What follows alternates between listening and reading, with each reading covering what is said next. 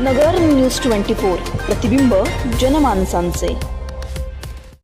अहिल्यानगर शहरातील स्वस्तिक चौकात संशयास्पद तरुण कोतवाली पोलिसांच्या ताब्यात। अहिल्यानगर शहरात रविवारी पहाटेच्या सुमारास रात्र गस्ती दरम्यान संशयास्पद हालचाली करणाऱ्या एका तरुणाला कोतवाली पोलिसांनी ताब्यात घेतले। आकाश कैलाश नावकर, वय वर्ष 29, राहणार छत्रपती संभाजीनगर असं त्या तरुणाचं नाव आहे।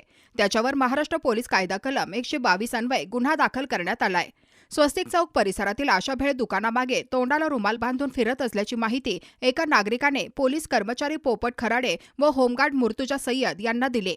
तत्काळ घटनास्थळी पोहोचलेल्या पोलिसांनी त्याला पकडण्याचा प्रयत्न केला असता तो पळण्याचा प्रयत्न करू लागला।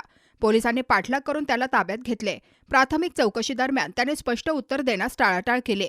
सूर्यास्त आणि सूर्योदयाच्या दरम्यान चेहरा झाकून फिरणे संशयास्पद असल्याने तो एखादा गुन्हा करण्याच्या उद्देशाने फिरत असावा असा पोलिसांचा अंदाज आहे।